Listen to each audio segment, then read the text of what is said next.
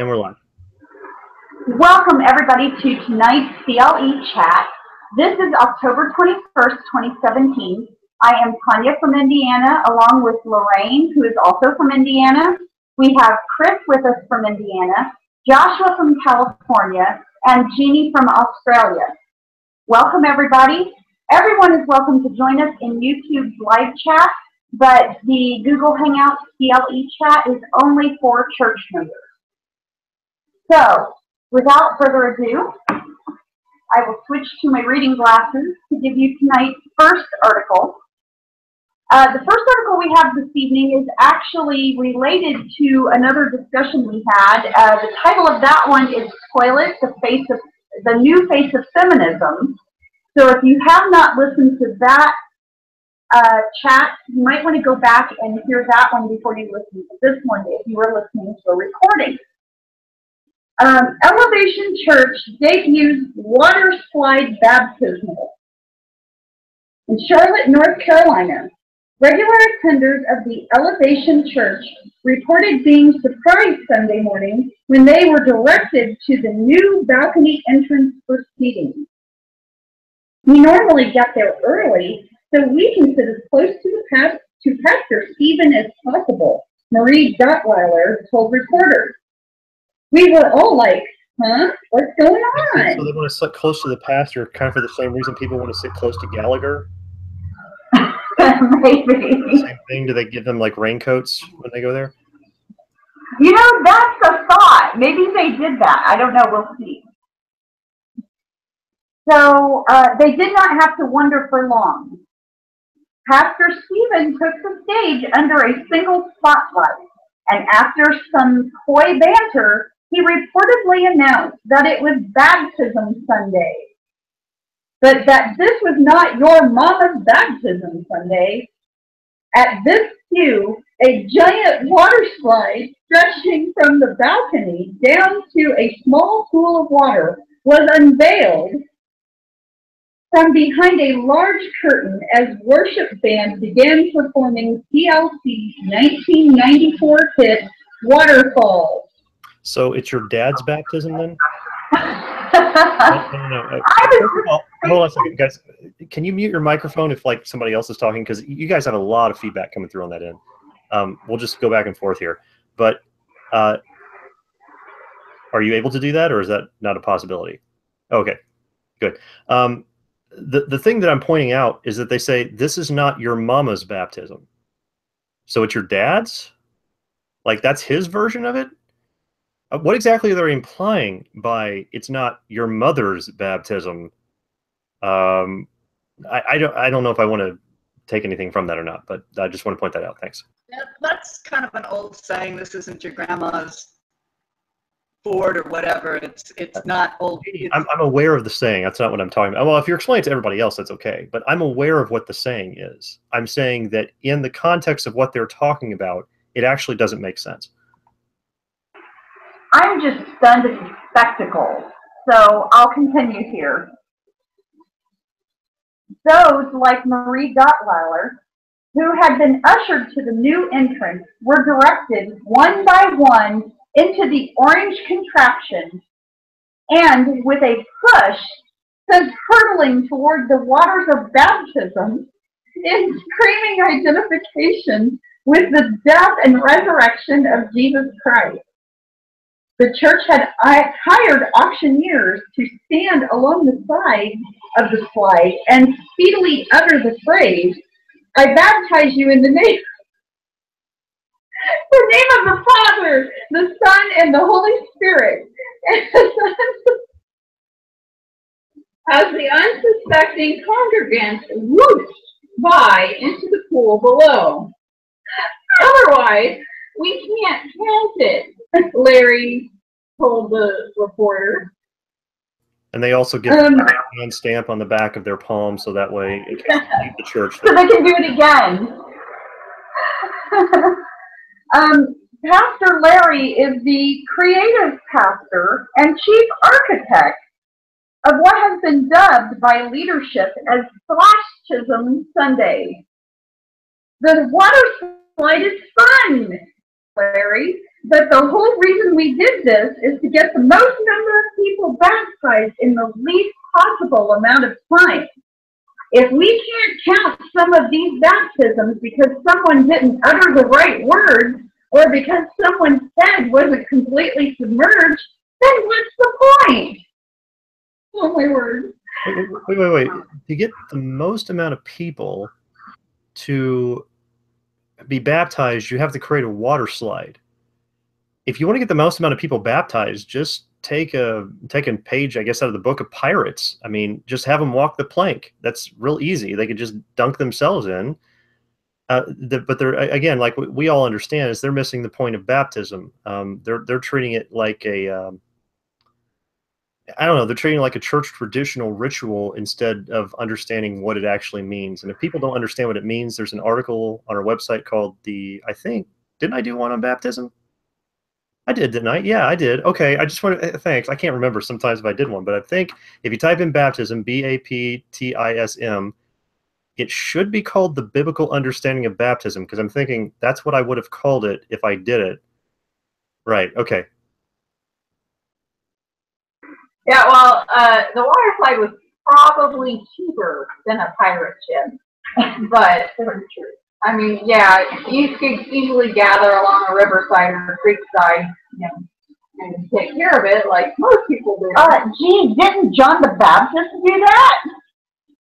Oh, hey, because we're a big fancy church and we need to give people a show, let's build a water slide. Okay, so continuing with the article. In the dry-off area next to the baptismal pool, a dripping congregant who identified himself only as Eddie was trying to get his iPhone to turn back on. He told reporters, "This is my first Sunday here."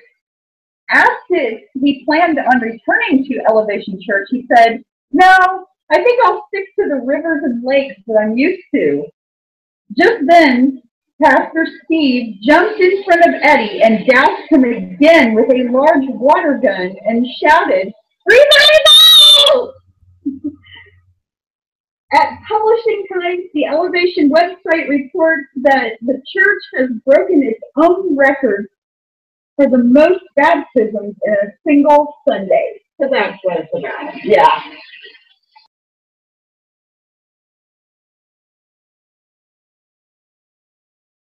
Because that's what church is all about, of course, is breaking records.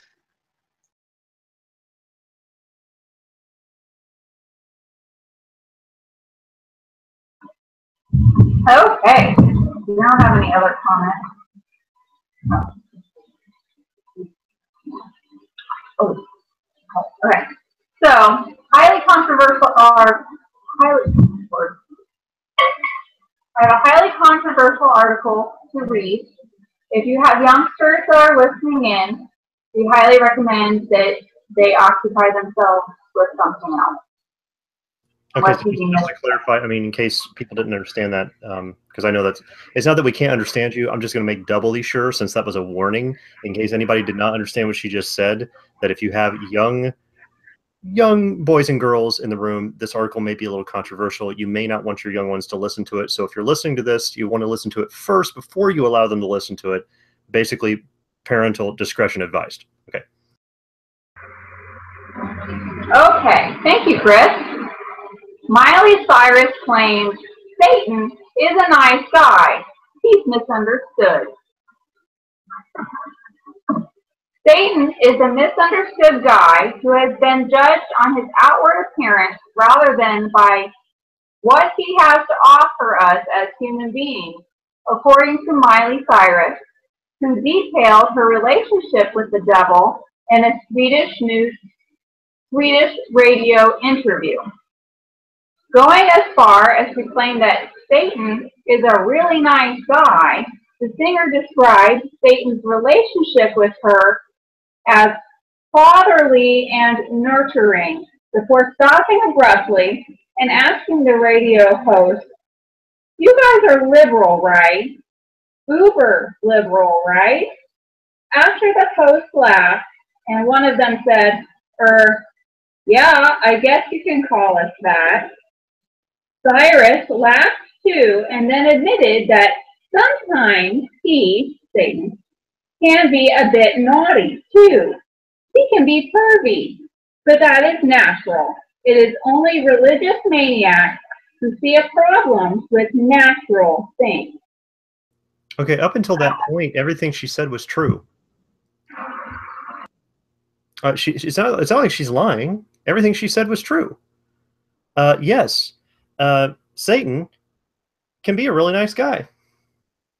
That's why, you know, I don't like, I mean, because it depends. Like I've talked about how the original meaning of nice is stupid, actually. That's what the word originally meant. It was over the past few hundred years is changed into something to mean pleasant, but it actually meant stupid originally. That's why when people are trying to justify their pastors for teaching all their wicked false doctrines, they say, but he's such a nice guy. I'm like, yeah, he's a nice guy. It just depends on what you mean. But at the same time, yeah, Satan can be pleasant. The Bible says he can transform himself into an angel of light. So yeah, I mean, she says, well, he's such a father figure. Yes, the Bible even says that. I agree with her. The Bible says that. He says, you're of your father, the devil, and the lusts of your father you will do. The Bible says all that too. So I'm not disagreeing with Miley Cyrus. And so I guess maybe even her last comment, it would depend on what she meant. If she says religious nuts or something like that would disagree with her on those things, yeah, I would agree with that. And usually the religious nuts are Catholics because they have this idea in their head that the devil is this red-looking beast with horns on its head. You know, that's they've got this in the wings and everything. That's the idea they got of the devil in their head, which that's not the picture the Bible paints. I mean, outside of like, you know, you've got the great beast and things like that and the snake stuff. And I understand the correlations people are making to some of that, but that's all depictions. The Bible says that Satan can transform himself into all sorts of pleasant things. So, you know, there's a lot of people that when Lorraine was reading that, I guarantee you in their minds were thinking, oh, I can't believe she's saying that. Oh, and I'm thinking, yeah, correct. That's correct. And why is it? I mean, and she's right. It's the religious kooks that would disagree with her on those things. But you see, that's why he's the most subtle beast of the field. That's why he is the most deceptive, is because the people are going to buy in for that stuff. And Miley Cyrus, I mean, you talk about the icon of American lust fulfillment. I mean, Miley Cyrus is that outside. I mean, she basically follows the do what thou wilt of Aleister Crowley, and he was a big time Satanist. So her being a Satanist is not a big surprise. Especially considering, you know, some of the stuff, if you guys have seen the Michael Landon article I just wrote recently about all his demonic channeling and stuff for his television shows, I'm going to have more of that kind of stuff in the future. So I appreciate Lorraine providing for that, because I may go back to this video and actually pull up some more of that information in reference to other things I'm going to be writing in the future. So I appreciate that. You know, another thing that I noticed in the article was that Miley Cyrus said people judge him on his outward appearance. Okay, has she ever seen him? I mean, she's ever seen him in his true form? You know, what does he look like? What is his outward appearance? And the Bible even talks about that too. The Bible says that when we finally look upon him, we're going to be like, is this the man that deceived the whole world? This pathetic looking creature? He's going to be pathetic as far as the Bible's explaining. So that's what her version of it is. Again, when she's saying people judge him by his outward appearance, she's going by some sort of Catholic interpretation of what the devil's supposed to look like rather than the biblical. All right. Okay. Here we go. I have reached the point where my relationship with him is stronger than my relationship with my earthly father, Cyrus said, making reference to her biological father, Billy Ray Cyrus. No. Asked how Billy Ray feels about taking a back seat to the devil, Miley Cyrus said, he doesn't feel anything. I don't think so anyway. I haven't asked. But it's not like my relationship with anyone else takes away anything from my relationship with Dad. It's just different. Cyrus also claimed that she receives guidance from Satan on a fairly regular basis. Guidance, Cyrus. What a shocker. Yeah. She actually receives guidance from him? Who would have ever guessed? Right? Cyrus said everyday stuff, normal stuff, before explaining that Satan's guidance is better than Jesus' guidance. I've been there, done that. Jesus is okay. He's boring, you know? He gave Satan a bad rap. Jesus is the goody two-shoes with no life. I prayed to Satan last Friday. I was in a foreign city. I barely knew anyone. He spoke to me quietly, prompting me to dress like a boy. I went out into the street dressed like a boy, and I just walked and walked, following his whispers. I found myself in a dark alley by some kind of industrial area. Two big guys, rough guys, you know. They suddenly appeared, and I don't know, I guess you'd call it rape. They took me forcefully. Yeah, it was painful, but to be totally honest, the whole experience was transcendental. It was one of the most amazing experiences of my life. When they were both finished, I stared straight into their eyes and said, "Hail Satan." I'm not sure they understood, but they appeared calmed by my words. Miley Cyrus's satanic confession is merely the latest in a long line of public dalliances shared with the devil. After starting her career with Disney, the pop star reinvented her image as a raunchy pop star, flashing satanic hand gestures and promoting Illuminati symbolism as she rode to the top of the chart. Since establishing herself in the global consciousness as a devil-worshipping entertainer, the singer has attempted to tame her dark image. However, the disturbing conversation she held with Swedish radio host suggests she is far from a reformed character, and she has openly sold her soul to Satan. The incident has also sparked fears around the world that the Illuminati have moved onto the next phase of the master plan and have begun openly promoting Satanism as a viable religious choice for those seeking spiritual guidance. Well, I mean, for people to understand this, I guess, first of all, everything she said is true. Everything she said is actually very mild. For people like, oh, I can't believe she's saying all these things. This is actually really mild. The true Satanism is much more horrific and terrifying when you really get down to the small details of it. And I'll be doing a teaching. It's probably going to be a couple months coming, but an audio teaching. I've already done it. It's called, what is it called? Actually, I need to go look it up. I'm going to go there right now. I'm going to go to creationliberty.com, type in abortion, and yeah, it's called Abortion, Paganism, Satanism, Sacrifices, and Witchcraft. Because the average person out there who's doing all this abortion stuff and, oh, you know, God created life and you know, we're going to hold our picket signs and we're going to do all this stuff, all these church buildings doing all this stuff, they are wasting their time because they don't even know the battle they're fighting. And that, I know it's on abortion, but that's going to give you a much more clear picture of Satanism and witchcraft that you've never seen before. And so if you want to read that, just go to the website, type that in, abortion, ABORTION, into the search bar there, and that'll get you there. But I will be doing an audio teaching on that sometime in the near future. I'm not sure when I'm going to get to it, but I'm going to do that. So I just want to make the point that what she's saying is correct. I mean, I didn't really disagree a whole lot with what she's saying. Now, don't misunderstand. It's not that I don't disagree with how she's approaching it. But even when she says, well, Jesus, that guy is really boring. Even the Bible says that they would say that. I mean, she's saying it's not like she's being dishonest, guys. The Bible says that the preaching of the cross is foolishness to them that perish. Well, yeah, of course it's going to be boring to them. They don't have the Spirit of God to even understand what he's saying. So, I mean, everybody keeps laughing every time I say, well, she's telling the truth and the Bible says this. I don't know why this is such a big surprise. Not that I don't misunderstand. I'm not harping on Lorraine for bringing that up. It was actually a decent article to address that subject on, but I really don't have much to say on it because she told everybody the truth. And there's going to be a lot of people even listening to Miley Cyrus on this who are going to say, wow, she's kind of crazy. No, she's actually telling the truth. And I'm trying to tell you that she's telling you the truth, but nobody's listening. Perhaps they'll listen where they're all standing around and Miley Cyrus is on the judgment stand before the judgment seat of God, and he pulls out this piece of paper and says, "Let me read to you Miley Cyrus's own words, and I quote."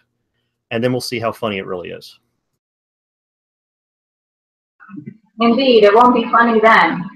By the way, the scriptural verse for that is that every man will give account for every idle word. If you just, man, no, you know what? Now I'm gonna every idle word. Hold on. Matthew 12:36. But I say unto you that every idle word that men shall speak, they shall give account thereof in the day of judgment. I didn't say that. God said that's going to happen. Now, listen. I'm not just telling other people this, or I'm just saying, oh, this is just for Miley Cyrus. This is for me too. I'm scared of that verse when I have to go to judgment, because I've said an awful lot of bad things in idle words and in private and that kind of thing. And so that's stuff I have to work on too. But I'm saying that everybody's going to be judged on that. So it's just something we got to consider.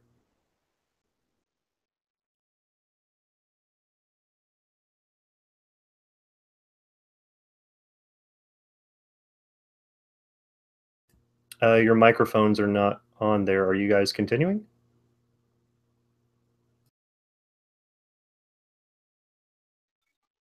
Yeah, I was going to say something and I couldn't remember what it was.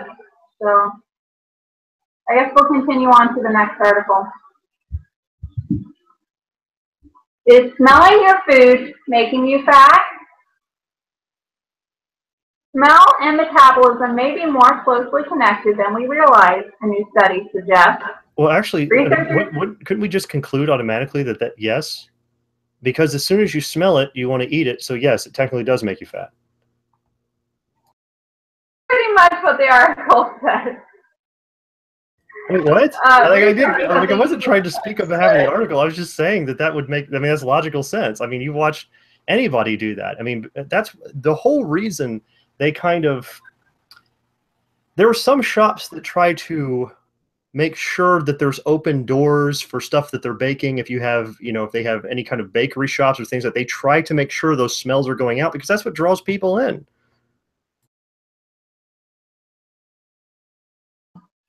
But yes, a lot of places do pipe in smell as well, because it does stimulate your olfactory. Yeah. Anyhow, the researchers at the University of California, Berkeley, temporarily eliminated the sense of smell in adult mice and found that obese, smell-deficient mice shed serious weight, slimming down to a sleek physique even while eating a high-fat diet.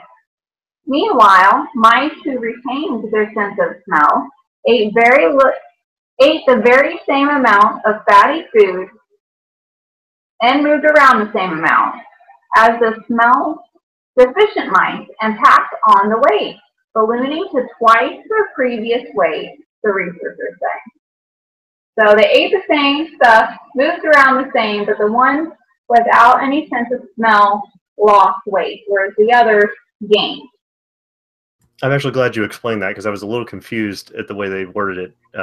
But I appreciate that. So you're saying that if they couldn't smell very well, they didn't eat as much. Was that what the study was saying? It says they ate the same amount. So wait a second. So now I'm confused. The super fat mice that couldn't smell anything lost weight, while the regular mice who could smell ate the same amount and gained weight.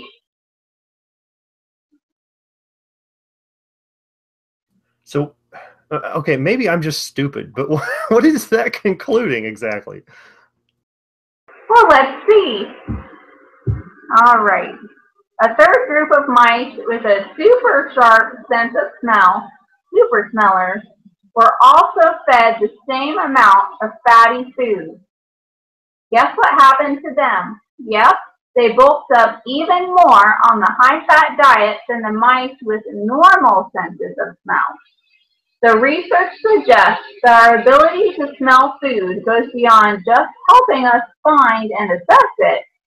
It may play an active role in metabolism, affecting the way our body contends with calories, rewiring our brain to signal whether to burn fat or to store it. One theory about what's going on here is that because we are less sensitive to smell after we have eaten than when we are hungry, removing the sense of smell tricks the body into thinking it has already eaten and doesn't need the calories it is taking in, making it free to burn them. So the link between smell and might the link between smell and weight hold true for humans as well as mice? It has a good chance, Andrew Dillon, the molecular and cell biologist who led the study, tells Healthy Eats. We know that smell is linked to hunger and satiety in humans. When hungry, our sense of smell increases.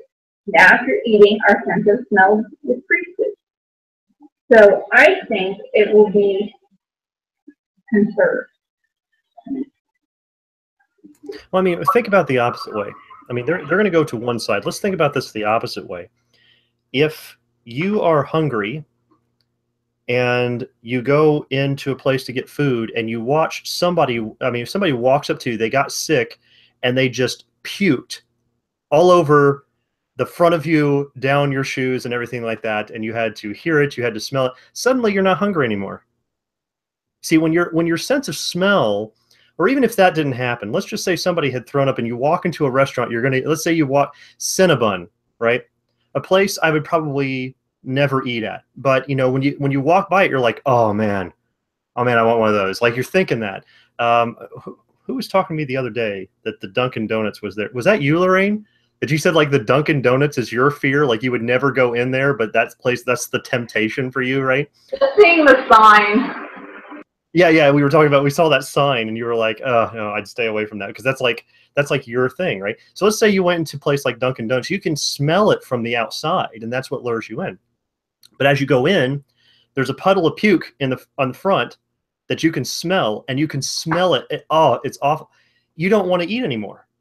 So yeah, I mean, even just from basics like that, you could tell the sense of smell affects, you know, what you're doing. Now, I'm not saying the key to losing weight, if you're obese, is to start, you know, sniffing someone else's puke. I mean, that's not that's not what I'm saying. Although that would be a good deterrent, I'm not saying that's the solution. The solution is you need to get your gluttony under control.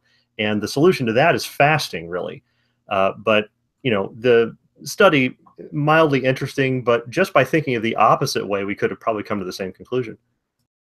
Well, see, the thing is they're saying that all of these mice ate the same amount of food and the same types of food, but the ones who couldn't smell lost weight while the ones who could smell gained weight. So according to that article, the way to lose weight is to kind of hold your nose or put a clothespin over your nose. Actually, on that note, the remaining paragraph says, alas, simply holding your nose when eating won't help you shed pounds. Working with the mice, the scientists used gene therapy to temporarily eliminate the neurons that sense odorants. Don't worry, the olfactory neurons grew back in about 3 weeks, and the mice could go back to their normal smell-sensing ways. So it won't work to just hold your nose.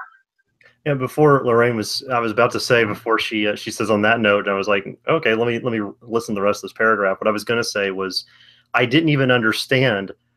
Jeannie just explained it. Okay, now I get what they were trying to do. But then when she was saying that, well, they're claiming that by holding your nose, like, or smelling less would allow you to lose weight. And then I thought that doesn't make any sense. And then of course the final paragraph concluded that for me. So I appreciate that.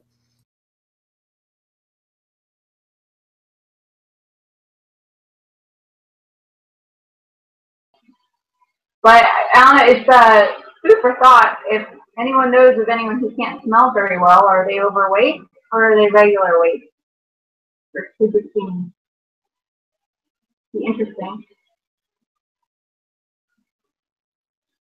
Well, I mean, pigs can smell really well and they get pretty fat.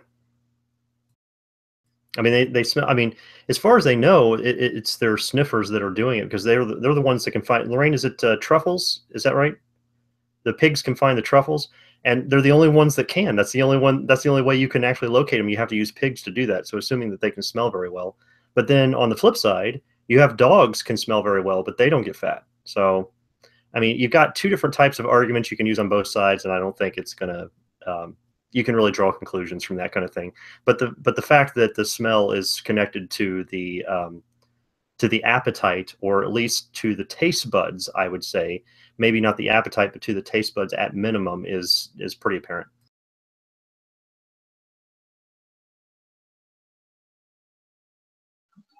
I personally feel it's a bit more of a dopamine response than anything else, especially with the mental stimulus. When you create on your body wants that hit of dopamine, and you go for whatever that stationary food that is positive, Lauren, you started talking really quiet, and I couldn't understand a word you were just saying.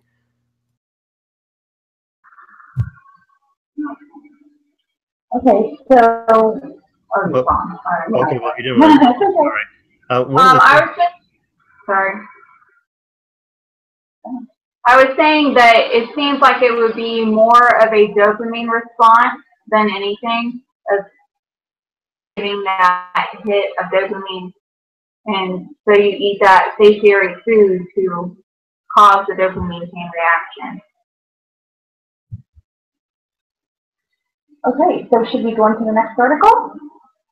I have an article here from August 10th, 2017, titled Manitoba Housing to Evict Residents in Long-Running Rent Disputes. Failed to compromise would have wiped out 15 years of unpaid rent. 18 families could be evicted from Manitoba Housing next week after not paying rent for more than a decade. The families took to the steps of the Manitoba legislature Thursday afternoon to protest the province's plan to evict them on the following Monday. I don't know where we're going to go, said Lena Spence. Oh, but that's not an argument. That is not an argument. I don't know where we're going to go is not a legal argument. I know. Stay where you're at. You didn't pay. You stole from the property owner. You're a thief. You're a criminal. No one cares where you don't have to go. Now, I'm not saying you can't get help, but if you're going to sit back and say, okay, well, I was irresponsible for the last 10 years and didn't want to pay for where I lived, that's going to blow my mind. People, every time in the media, they talk about people doing this. Every time where people say, oh, well, you know, those poor people, they don't know. They're not paying for this stuff. Where are they going to go? Where are they going to do? Where are they going to go? That is not... Wait. Why don't you people who are so concerned about where they're going to go start up a GoFundMe page for everybody who has trouble paying their rent, and you take your own hard-earned paycheck and you donate into that to let them have a free place to stay. Now, you never see those type of people lifting a finger. Those people of the, you know, the liberal democratic, we're going to do all these, we're going to, you know, implement all these different government things to try to steal from the people who are working hard and give it to people who don't do any work. They never go and donate their own money to do that. Ever. You never see this. So I'm sorry, Tanya, I didn't mean to interrupt you, but that blows my mind. It's every time they make that argument, and it doesn't make any sense. Okay, if it's okay for me to continue. She and others from Waterton First National in Manitoba and have lived in government housing since 1996. When they were forced from their reserve, when an uprising in the community triggered a standoff with RCMP, leaving about 190 people displaced. I don't know what RCMP is. You know what? I didn't research that, and I should have. I apologize. But apparently that's their housing commission, if I'm reading this right.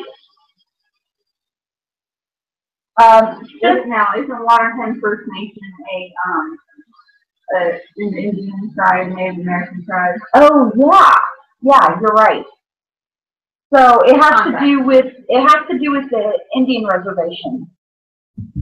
Okay, so Spence said residents were only supposed to live in Manitoba housing for a short time while the provincial and federal governments found a permanent place for displaced residents to go. However, her people were never relocated. So they stopped paying rent to protest what she described as a broken agreement to find them permanent housing. I want a home, Spence said. We don't have a real place. A Manitoba housing spokesperson said the province is following a court order to evict the tenants. Wait, okay, somebody's going to have to summarize this. I don't get what's happening here. Okay. Is somebody on an Indian reservation? Yeah. They were evicted from the reservation, like moved from the reservation for some incident, and were told that they would be relocated. And so they were temporarily put Well, at stop. This is what, hold on, this is not what doesn't make sense. You're on an Indian reservation, okay, and you're a Native American on one of these Native American reservations, right? We're on the same page. Okay. This is not something you can just be kicked off of, right? No, but that's why they were moved into this housing, because they were displaced from their land. But Why? and promised new land. Yeah, they were promised new land that they never received. Paying their rent in protest. Do they have it in writing? I don't know. Well, the article doesn't say, does it? Doesn't say.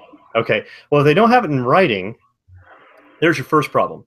Second problem is, if you're relocated to other housing, did the government tell you you don't have to pay rent while you're here?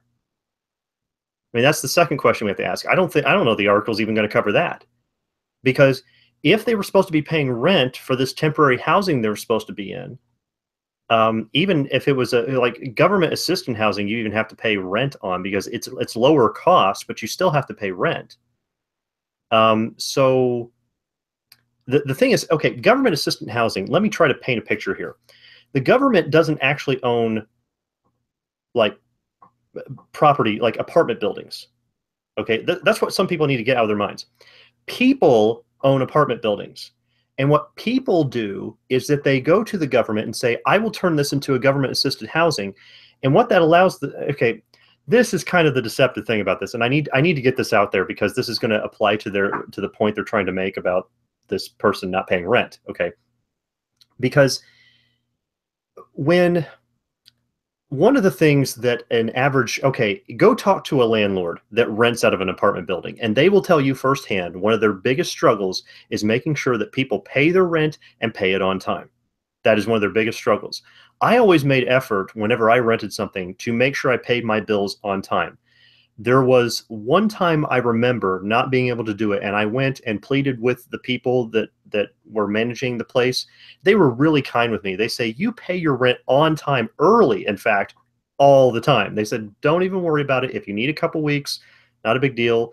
They gave me 3 extra weeks time. I paid it all, you know, and that was on them. I had to plead with them because they had every right to kick me out. If I didn't pay the rent, they can kick me out because it's their property.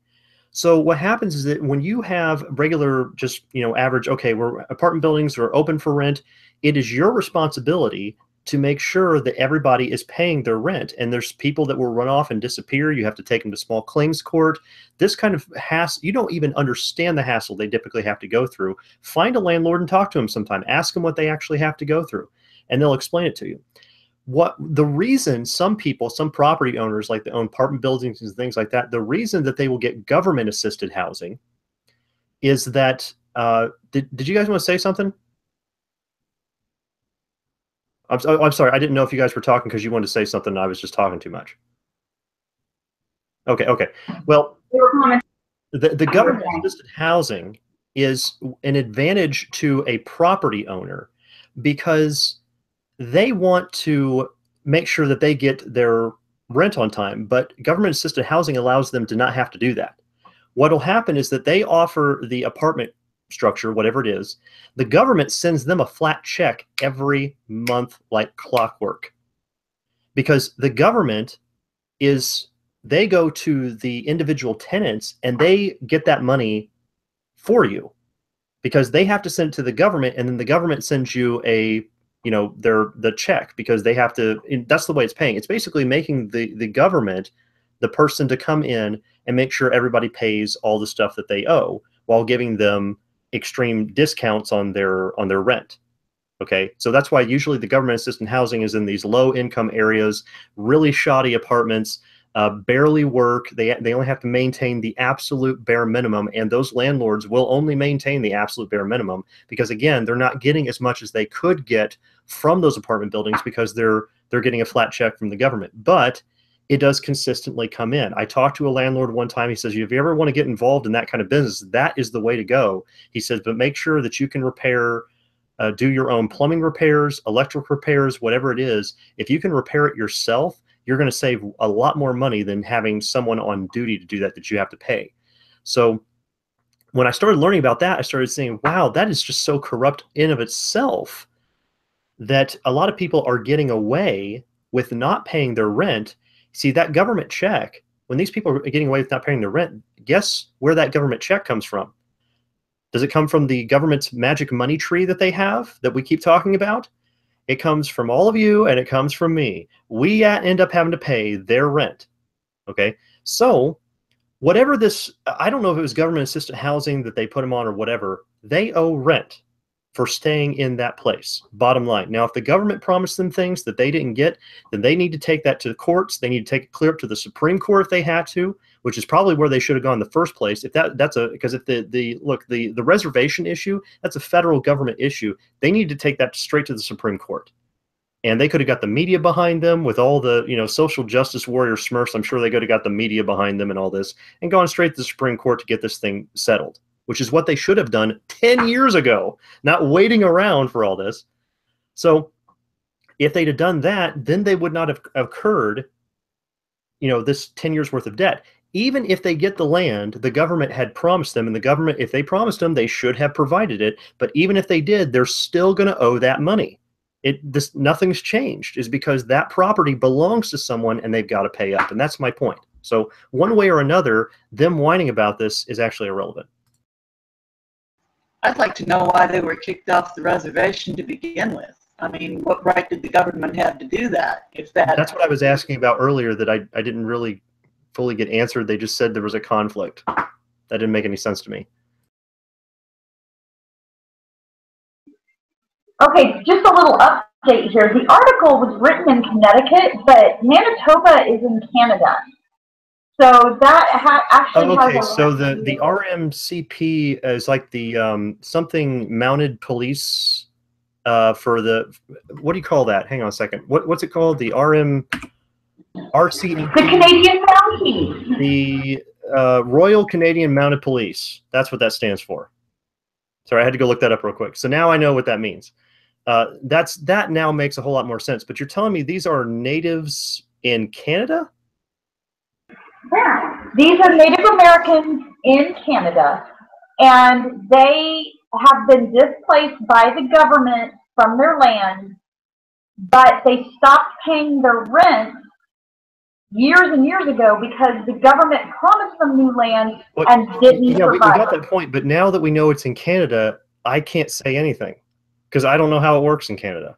I don't know if their government is, I mean, because over here, I mean, we got contracts and stuff that force the government to make sure they do what they say they're going to do. Over there, they just may be like, hey, we're going to give you some land there, eh?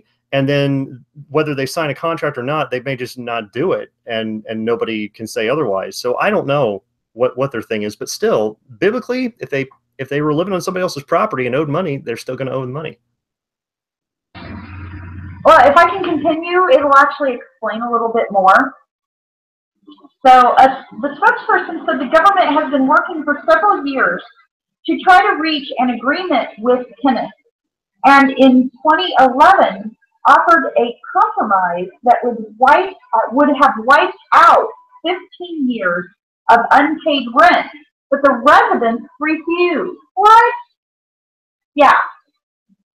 Manitoba Housing then took the matter to the Residential Tenancies Commission and then to the court. The province says it's owed more than $1.2 million in missed rent and legal costs. A Manitoba Court of Appeal judge ruled in favor of evicting the residents this summer and issued a court order to have it done by August 28th. However, eviction notices were left by sheriffs Wednesday say the residents only have until next Monday to leave. The locks will be changed that day. Well, I mean, let's throw something out there. Just, you know, people say 1.2 million is an awful lot. Well, I don't know what all the legal fees are for, but let's say that you have a, because I mean, a standard, even a single, is going to cost you a lot anymore. But if they have a family, let's say the people that were involved in this were a family that were living in some sort of rent out house of some sort, they could have been paying up to $1,000 a month for the rent. It depends on the size of it, right? So let's calculate that back, and let's say that they were paying, let's throw out a number, let's say $800 a month or something like that. We're looking at, over the course of what? If it was 1,000, let's just say 1,000, it'll make the math easier. So 1,000 times 12, we got $12,000, and then over the course of 10 years, that's 120,000. Am I calculating that wrong? 15 years. Oh, 15 years. Okay, so you got 180,000. Okay, so let's say 180,000 in rent. That means whatever they're charging them is over $1 million in legal fees for what exactly? Oh, that's multiple families. Yeah, it's multiple families, so you've got to take that $100 and whatever $1,000. So this is for families for all, like, everybody that was on the reservation? That's insane. Wow. Yeah, it is. It's crazy. It says here, it's an awful feeling when you can't even explain. You just don't know. You feel so numb. Donna Gabriel, another resident, says. Explained band members can't simply return to Waterton for them, and relationships in the community were broken after the uprising. Yeah, but I don't know what this uprising is. Was this like a conflict over like moose hunting rights or something? We don't know. Yeah, they never really explained what the uprising was. They just said it was an uprising. Uprising. It says here we're not here by our choice. Wait. So the uprising was a group within this the tribe, who was a band of the tribe. A band of the tribe who was defiant against the Royal Canadian Mounted Police, which technically, if there was a conflict on that, probably if they were just staying within their reservation, there wouldn't have been a problem. I'm suspecting what actually happened is that they went off the reservation and caused problems. Under those circumstances, that would technically be, you would have to label that either one of two things, either invasion of a foreign country or treason, which are handled very, very seriously. Especially in places like Canada, they don't put up with stuff like that. I mean, it's even though people say, well, Canada's kind of passive. Well, wait till you get on terms of treason and invasion. They don't handle those matters very well. No country really does. So under those circumstances, if it was a band, then not everybody else is in. Actually, the whole thing doesn't even make any sense, because there's like, okay, who's the elders of this whole tribe of people, and why didn't they go to the government on behalf and say, here are these people that are causing the problems, here, we're going to turn them over to you? Because the only reason I would say Canada made this much of a fuss is because they didn't do that in the first place. So I suspect what may have happened is that they were trying to protect their own, instead of handing over the rebellious people that were causing the problems and breaking up the peace in the first place, which is why they had to move them out of there to begin with, and now they're whining about it. Something doesn't sound right here, and it sounds, because this is not something that just Canada would up and do. Like, man, we really want to mess with those people. We want that really tiny plot of land there. You know, I think we're just going to go after it. I think we're going to get it. And then once they're there, they're like, hey, we don't know what you're making such a fuss about. So, you know, it's like, too bad. Canada's not, I don't think they're going to do that. Not that I'm saying you can always trust your governments, don't misunderstand, but do you guys see where I'm like, something doesn't smell right here? Yes, well, unfortunately, we don't have all of the details. Yeah, As with most news articles. yes, exactly. There's another section here of the same article. It says, minister stands behind order. Gabriel says she doesn't know what's next for her family or the kids and elderly people who live in the housing. She said the group plans to protest outside Manitoba legislature over the coming days and will have to find a church or community hall to sleep in if sheriffs move ahead with the eviction on Monday.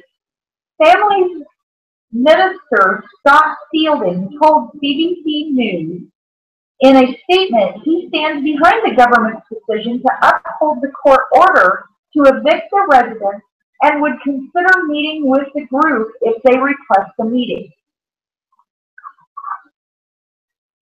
So to request a meeting to do what? Like he's like, I'll sit down and talk with them. But you see where they said, look, I stand behind their decision to evict them. And you see the way this article is almost written. Do you see like the, oh, what do you call it? Do you see like how the media is trying to work up all the social justice warriors, right? You can kind of sense that in this somehow. Like they are purposefully leaving out very crucial details to make it seem like anybody on this reservation did anything wrong. And something is making me say that somebody did something wrong here. Because there's no reason, again, to, okay, that would be like, let's say, I don't know, take a country, France. There was a French serial killer that came to America and started killing a bunch of people. When the serial killer was captured, what the United States did, instead of capturing him and punishing him, possibly extraditing him, I don't know, whatever it was, right, to France, and the French apologizing for it, instead America declared war on France and basically took them over and took their land and cast them out because of one French guy what? I don't want to interrupt you, but it was 190 families who were displaced. I thought you were going to say, I don't interrupt you, but that actually happened, Chris. I thought, where have I been? My point is that apparently that's why they were displaced. If I understand the article correctly, they were displaced because they had caused trouble. And the reservation said, bye, we're not doing this anymore. Wait, who would cause trouble? The 190 families. They were actually causing trouble? Apparently. Apparently. They had conflict with the Royal Mounted Police. Exactly. It's not like, and I can't imagine that the mounted police just love to pick on people. Like I just don't see that. And I'm not saying there's no corruption in any police forces in other countries either. There probably is, but I just don't see that. So for them to where it's not like they had to have been doing something. I'm going to leave it at that. I'm not going to speculate more. They had to have been doing something.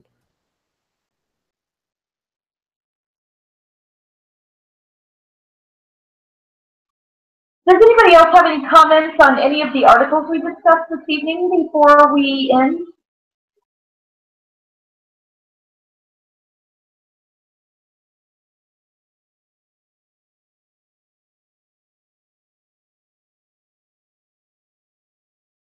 Well, I'm not sure what happened here, but I know governments have traditionally treated Native Americans horribly. I'm trying to remember what happened back, I think it was sometime in the 70s or 80s that the Lakotas here in America, up near Snake River, there was some sort of uprising, and I don't remember what that was about. I'd have to go look it up again. But I mean, you're making a good point. I mean, unless we were there, we don't know. I mean, to be fair to the natives too, I mean, we don't know fully the situation, and maybe there was somebody who was coming on their land that shouldn't have been, and that they were trying to push them out, and they were labeled as causing trouble. That could have been the case. So yeah, and I agree with you. The way they were treated originally, I mean, is basically people came over and took everything from them. So it's not like I'm unsympathetic to them. I don't want people to get that impression. But that whole situation seemed a little weird, that they're sitting here for a decade waiting to go back in. A decade waiting for what? Like a trial or something? It's just the fact, like if this had been like a year, I probably would have had a little bit more question of what exactly was going on. But the fact that this has been 10 years in the running, I mean, now it could be they could say, well, you know, it's Canadian legislation. Well, that'd be a good argument. I don't know that I can argue with that. We got to wait on Canadian legislation, and that's really why this has taken 10 years. That could have been the case. I don't know. It could have been a lackluster type of attitude like Jeannie was just describing and handling that situation. Maybe that was the case. But you know what? There's just something's not right here, and we don't have enough information. That's the problem. Yeah, it's an awful long time to not pay rent and get away with it. 15 years is crazy. I'm just trying to look up now. I believe it was Wounded Knee that this happened in America, and I'm trying to find out what exactly happened there.